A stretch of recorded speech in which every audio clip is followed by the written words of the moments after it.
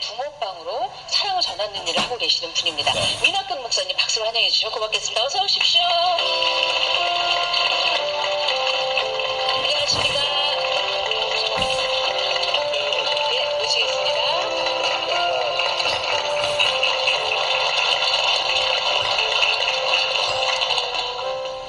아니 목사님 지금이 대목인데 붕어빵 어떻게 하시고 대목도 중요하지만 방송도 중요해서요. 네. 하긴 아침부터 붕어빵을 굽진 않으시죠? 예예. 보통 몇 시쯤 나가십니까? 붕어빵 구우러. 바쁘면은 오후 2시에 나가고요. 예. 안 그러면 또 11시쯤에. 아, 오전 11시쯤. 정말 추울수록 붕어빵은 잘 팔리죠? 너무 춥고 바람 불면 또 안 돼요. 그렇군요. 예예. 하루에 몇 개 정도 팔려요? 몇 개라기보다는 개수로 하면은 120개, 한 600개? 목사님네 붕어빵은 얼마예요? 여의도는요, 올라가지고요. 2,000원에 4개, 5개 이렇게 주시거든요. 우리는 그 4년째 1,000원에 3개예요. 그러면 이게 수지 타산이 맞으세요? 그래도 할머니 이런 분들 또 소녀가장이라들은 공짜인데, 네. 그래도 제가 또 이렇게 사는 모습을 보고 또 하나님이 채워주십니다. 그 1,000원에 3개 파신다는 붕어빵의 고기 옆에 네. 도대체 몇 마리를 잡아오시고 붕어빵 구경만 하는 거 아니죠, 목사님? 네. 먹어봐도 돼요? 예, 사실 아주 정성껏 구워왔습니다. 아, 그러면 우리 시식 전문가 두 분께 한번 이 목사님 구우신 붕어빵은 어떤지. 근데 사실은 중요한 건 목사님이 붕어빵을 구워서 파시는 것뿐만이 아니라 어려운 분들이 오셔서 자립하려고 하시면 붕어빵을 그대로 그 자리까지 주신다 그래요. 그렇게 해서 그 붕어빵, 네, 자리와 틀까지 다 주신다는데 그 드린 분들이 몇 분이나 되신다고요? 짚고 넘어가는데 제 틀을 주는 건 아니고, 아, 예. 어느 그 사장님한테 한 8년 전에 그 붕어빵을 하려면은 자본금이 보증금이라 해갖고 한 50만 원을 받았어요. 근데 교도소에서 나온 저 같은 실소자들이 사회 나오면 또 돈이 없잖아요. 10만 원 큰 돈이죠. 그래서 그 사장님한테 장사 좋은 데를 내가 많이 섭외해서 장사를 당신도 발전하게, 왜 재료를 파니까는. 그래서 기계를 무료로 도와주셔. 이렇게 해갖고 제가 그때 교도소에 정신교육 강사로 다닐 때예요. 나는 교도소에 정신교육 강사로 가면 재수한테 선하게 착하게 살아라. 이러면서도 나오면 좀 책임져야겠다는 생각에 출소해서 힘들면 나를 찾아와라. 그러면은 힘든 대로 같이 살아보자. 이렇게 해서 붕어빵 장사를 하시고 그분들한테 하게끔 해갖고 기계도 이제 그분한테 얘기해서 주고 제가 어느 정도 또 그 자리에서 장사도 하다가 그게 또 인계해주고 그렇게 한 50여 분? 8년 됐는데 50명은 안 되고 40몇 명은 돼요. 예. 그러니까 그분들의 자립을 도와주신 거죠. 예. 갖고 오다 보니까 제 것만 가져와. 아, 그러니까 사람이 어떻게 아니 어쨌든 두 분 제가 드셨으니까. 붕어빵 좀 먹어봤는데요. 네. 이 식은 붕어빵이 이렇게 맛있는 거지. 파치 많이 들어가 있어요. 팥은 아니에요. 이건 뭐예요? 하세요. 슈크림. 아주 붕어가 비늘이 살아있어요. 아주 반짝반짝 날씨 좋을 때 잡은 것 같아요. 맛이 그만인데요. 감사합니다. 맛이 그냥 살아있어요. 씹는데도.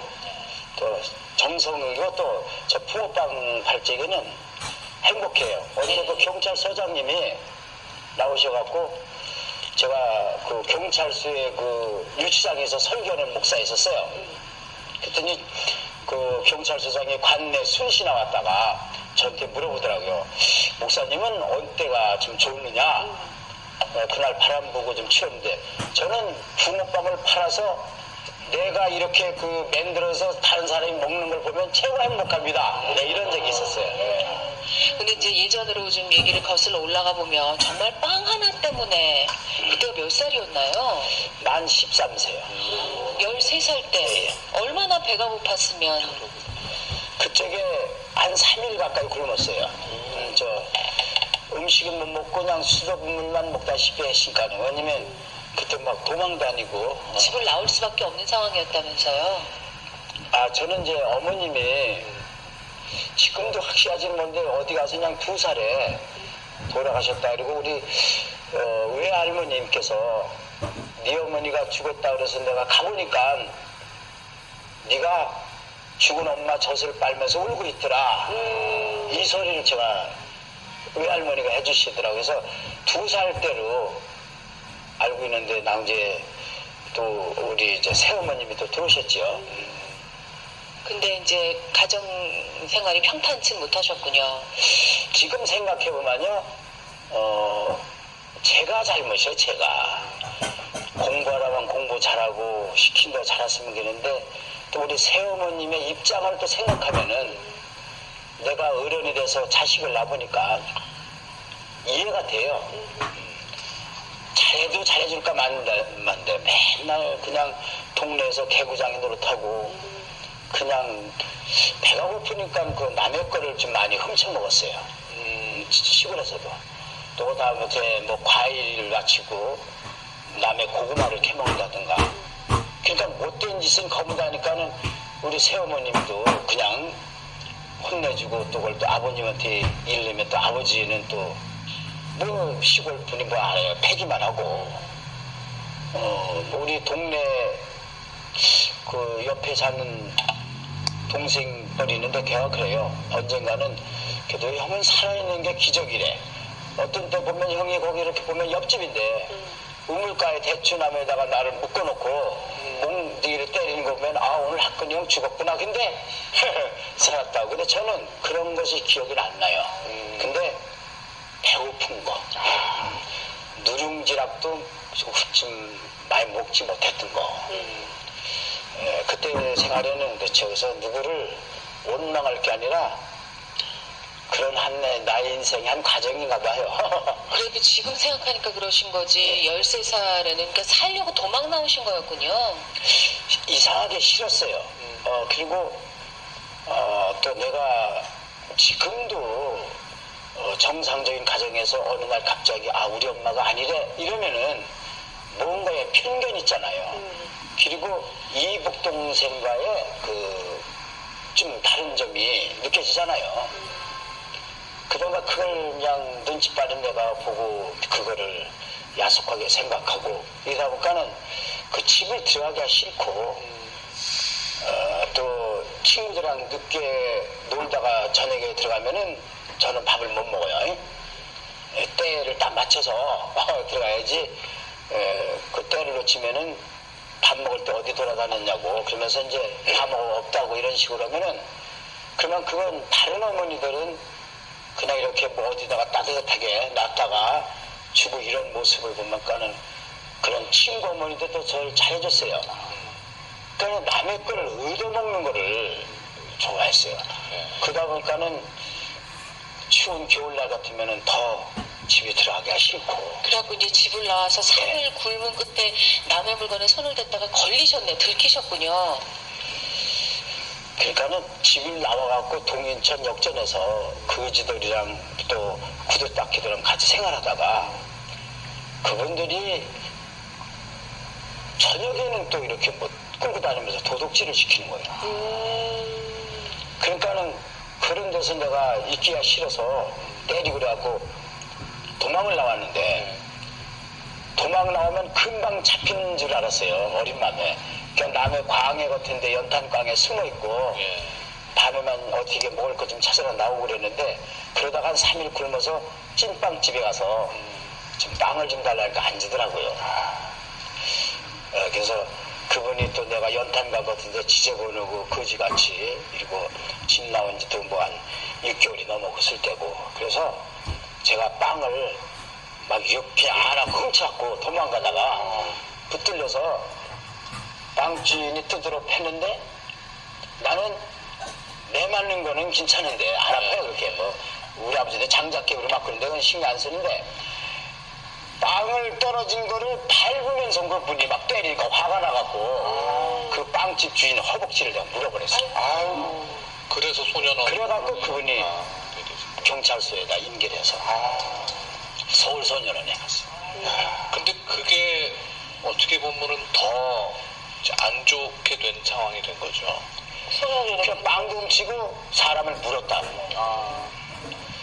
그리고 더 나가서는 우리 집에서 교회를 다녔는데 그 형사가 니네 집에 종교가 뭐야? 난 무식해서 종교가 뭐 먹는 건지 몰라가고 가만히 있었더니 니네 교회 다니냐고. 그래서 야 우리 집에 고모도 교회니까는 그래갖고 난 교회 다닌 놈이 빵만 훔치지 왜 사람을 물었다고 얼마나 두드러 팼는지 아이간 제가 그때 혼났어요. 그리고 이제 소년원에 들어가셨는데 거기서 또 나쁜 짓을 배우게 된다면서요. 맨 처음엔 겁을 많이 먹었죠. 근데 그때 서울 불광동에 빨간 벽돌질로 서울 소년을 지었는데 동팔방, 서팔방 거기는 재판 받는 사람들 한 방에 한 20명씩 있어요. 근데 빵 훔쳐먹고 들어온 사람은 하나야. 나이가 작건 어리건 나는 그냥 그 놀림당하고 두드러 패고 빵을 훔쳐먹고 들어오면은 우리는 뭐냐, 너하고 같이 있으면 우리도 뭐 똑같은 도매급으로 넘어가냐, 창피하다고. 그러면서 그냥 그때는 거기 들어온 사람은 기본적으로 싸우든지 훔치든지 뭐 물건 돈이고 나디오고 저만. 근데 거기서도 그 취사반장이 어저께 빵 훔쳐먹고 들어온 사람 누구야? 왜 식당에 밥 먹으니까는 이렇게 나가니까 그냥 국 잘다가 그냥 머리를 때리더라고요. 이 새끼 이거 쪽팔리게 같이 못 살겠네 여기서. 그러더니 앞으로 이놈 저 밥 먹으려면 밥 2그릇씩 줘. 난 그 때문에 한 20일 동안 배불리 먹고 살았어요. 그래서 어떻게 보면 죄질이 제일 덜 나빴던 거예요. 그죠? 그렇죠. 이제 그러니까는 그런 세계에서 좀 창피하다 이거죠. 빵 훔쳐먹고. 지금 생각해보면 아까는 매 맞는 것보다 배고픈 게 더 힘들다고 그러셨잖아요. 오히려 소년원에 가니까 밥은 제때 나오니까 예. 그 생활 자체가 그렇게 싫거나 이런 생각은 안 드셨을 것 같아요. 그때는 배도 고팠지만 그 반장이 나를 밥 한 그릇 더 주라고 매 끼마다 더 주니까 또 같이 먹으려는 애들이 몰려들고, 그러니까는 그 시절에는 좀 배만 불어도 살같더라고요. 그래서 그렇게 시작된, 글쎄 이걸 인연이라고 할 수, 악연이 언제까지 이어진 건가요? 교도소를. 그 소년원에서 보니까요 90%가 다 남의 물건을 절취한 사람들이에요. 각양각색의 물건, 뭐 돈, 라디오, 개, 뭐 다 별거 다 훔쳤는데 다 자기들이 잘했다고. 지들이 또 다 인류 도둑놈처럼 얘기를 하는데, 저도 거기서 배운 게 사회 나가면은 이런 사회는 별거 아니구나. 그냥 훔치든지 뺏든지 내가 많이 갖고 있으면 되는구나. 나쁘게 교육을 받으셨구나. 이걸 배웠어요. 그러고 거기서 내가 이제 난 누구랑 생각이 되나 했더니 뭘 훔치고 해야 되는가 했더니 그 쓰리꾼들이 있더라고요. 도둑, 현찰. 소리치기. 네. 그 사람들하고 만나서 사회 나가서 같이 지내서 20일 만에 나왔어요. 그땐 저는 잡혀가면 내 이름을 한 번도 안 대봤어요. 그 어렸을 적에도 너 그러면은 그냥 부모들이 전 깜빵 간다, 뭐 빨간 줄 흐른다 그래갖고 하도 시골에서 남의 거 훔쳐먹고 그래갖고요. 그래서 그 말이 들어갖고 잡힐 때마다 나는 아무 이름이나 막 대는 거예요. 내 이름 안 됐어요. 그때 김창기라고 그랬는데, 그래갖고 야 창기야 우리 나가서 같이 지내자 그래갖고 그 서울역에서 쓰리꾼하는 새들인데 거기에도 이제 두목이 있는 거예요. 뭐 이제 별명이니까 그거 권계영이라는 그 나이 먹은 형님인데 아주 맨 처음에 잘해주더라고요. 그러면서 가르쳐갖고 제가 아주 또 칭찬하고 잘한다니까 그건 또 잘했어요. 그런 거는. 잘하는 일인 줄 알고. 그러다 또 잡혀서 또 들어가고. 예. 이거를 언제까지 반복하셨던 거예요? 한 4년 가까이 가까이 했는데 교도소는 안 가고 대전소년원에 2번 잡히고 잡혔는데 금방 나와요. 그분들이 또 돈 쓰고 그래갖고 그리고 대구 소년원 가고 그러다가 1969년도 9월 2일 날 대전교도소에 절대절에 잡혀 들어갔어요. 그래갖고 교도소 안에서 또 사고를 치고 그때 징역 8월을 받았는데 그때는 이름을 이한규라 그랬어요. 979 번호인데 무섭더라고요. 거기 옛날 교도소에 대전. 그러니까 어쨌든 한 70년대 후반까지는 계속 그렇게 엇나간 인생을 사셨군요. 그래갖고 70년도 5월 8일 날 제가 출소하면서 그 깡패 두목이 남자가 싸움을 할 수 있는데 싸우다 들어와도 창피하게 도둑질이 뭐냐. 너 나오면은 내 밑에 와라. 그래서 1970년도 5월 8일 날 그 형님 밑에 와서 습집에서 외타도 하고. 아니 창피한 건 싸우는 거나 뭐 그런 거나 다 똑같은 건데 뭐 그분은 참. 그러다가 이제 77년도까지 이렇게 들락날락 하셨다면서요. 그래갖고 뭐 그 세계가요. 그 뭐 저는 교도소 가는 거를 뭐 나쁘게 생각 안 하고 한번 갔다 온다. 또 안 그러면은 내가 뭐 한번 갔다 오란 다음에 야 내가 또 갔다 왔어 이러면 그런 세계에서는 그게 훈장이나 되는 것처럼 뭐 어떤 때는 친구가 사고 저지른 걸 내가 대신도 가봤어요. 그래서 1년을 대신 살았는데 그 친구는 지금 내가 전도해서 예수 믿는데 어쨌든 간에 그런 거를 개의지하고 그런 세계에 있으니까 또 잘한다 하면은 또 싸움하는데도 제가 선발들어 나가서 잘했고 1977년도 9월 7일 날 안양교도소에서 나올 때까지 전까 제가 오범인가 그랬었어요. 오죽하면 아버님께서 저 용돈 쥐어주시면서 그때 아버님이 저기 1977년도 9월 7일 날 오전에 교도소 나오니까는 아버지가 오셨더라고요.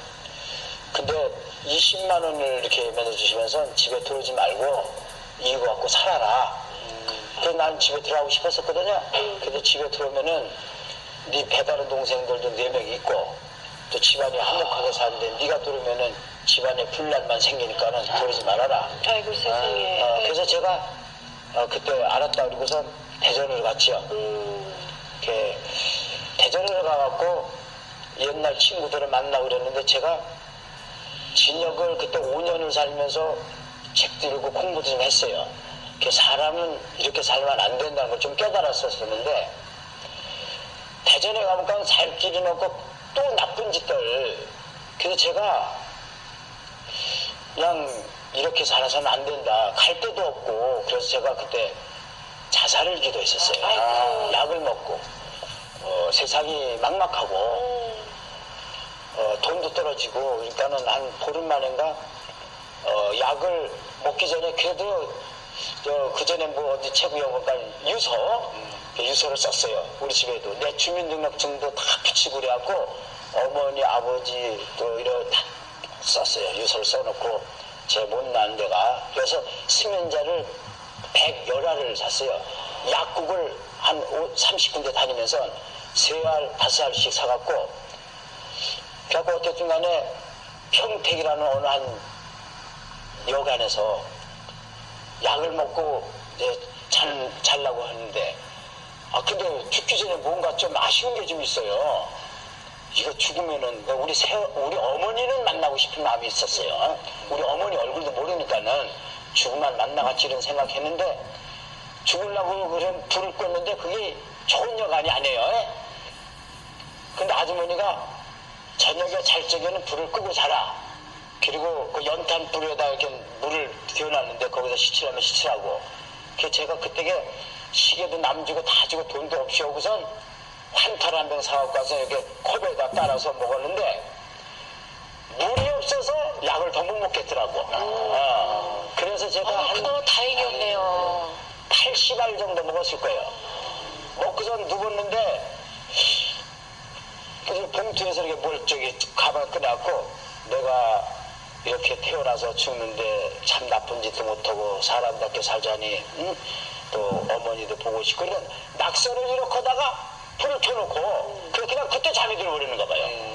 그러니까 그 집주인이 12시에 연탄불을 켜놨으니까는 비상키로 불을 끄나 들어왔다가 그 약봉지가 많은 걸 보고 그래갖고는 그 시골 한의원 해갖고 뭐 비는 뭐 무슨 뭘 미기고 해갖고 했다고 그래갖고선 3일 만에 내가 깼는데 그 여인숙 안방에 거기데 눈을 이렇게 떠보니까 눈을 들게 떴으니까 사람들이 야 눈 떴다 그래. 아 그 의성들이 나중에 그냥 어떤 의원이 그냥 강제로 일으키더니 그냥 뭔 놈이냐고 그러면서 그래서 내가 말을 하려니까 혀가 안 돌아가대요. 그래서 내가 이렇게 볼펜을 이렇게 주길래 나는 고아로 태어나서 늦게나마 돈을 벌어서 사업하다 다 망해갖고 그랬다고. 예. 이래서 제가 혼자 죽으려고 그랬다고 이렇게 썼더니 그냥 그 사람이 그냥 막 때리더라고요. 정신 차리라고. 이게 젊은 놈이 그분은 이제 다리가 의족이더라고요. 이 새끼가 그냥 어디 가서 그랬다면 두드려 패우니까는 아줌마들이 말려갖고 나가거든요. 그런데 그때 정신 차리시고 그러면 이런 목사님 되셔야겠다 생각하신 건 또 어떤 계기였어요? 그때는 아니요. 그때 이제 강화로 갔어요. 그때 예. 갔는데 내가 그러니까 유서가 집에 가도 보이는데 등기요. 그래 보니까 내가 유서 쓴 거 왔더라고 두 개가. 그래서 얼른 받아고 찢어버렸는데 우리 새어머니 아버지는 말이 혀가 안 되는데 내가 죽찜 먹고 싶더라고요. 죽찜 끓여달라고 그랬는데 그래서 거기다가 갈등이 심해갖고요. 도저히 못 살겠더라고요. 그래서 또 나오셨고. 예, 그래갖고 다시 나와서 이런 마음이 생겨요. 내가 죽었다 살아났는데 그까짓 거 못할 짓이 뭐 있냐. 이런 마음이 들어갖고 그냥 겁모르고 그냥 더 나쁜 짓 했죠. 아니 근데 목회 활동은 그럼 어떻게? 목회 활동이 아니고요. 예. 그러다가 이제 1990년대에 제가 또 이제 교도소에 사람 주축을 해갖고 제가 검사하고 사형을 받아요. 근데 그때는 애가 초등학교 1학년, 2학년 애기가 있었어요. 유치원생. 예. 한 10년이 넘었으니까요. 근데 좀 살고 싶더라고요. 그리고 내가 그 죽을 수 있다는 걸 생각하니까는 안 되겠더라고요. 그래서 그쪽에 교회 다니는 사람이 우리 방에 있었는데 내가 많이 괴롭혔어요. 우리 새어머니 같은 사람들 교회에 제가 반항심이 많았었거든요. 근데 거기서 내가 막 울면서 살 길을 찾으려고 했는데 그 애들도 볼 수 없고 그러다 보니까는 나도 모르게 하나님 한 번만 살려주세요. 이러면서 내가 내 인생에 죄진 것이 지나가는데 난 내가 하나님이라도 안 살려줄 것 같아. 너무나 지은 죄가 많아서. 그래서 제가 그 집사한테 무릎 꿇고 잘못했다고 그러면서 당신이 믿는 하나님을 나에게 소개해 주셔. 살고 싶다고 했더니 그분이 성경책을 갖다가 보여주면서 하나님이 세상을 이처럼 사랑하사 독생자를 주셨으니 이는 저를 믿는 자마다 멸망치 않고 영생을 얻게 하심이라. 이거를 불러주면서 형은 안 죽어요 그래. 사형보다도 안 죽어. 여기 영생이라고 써져 있잖아요.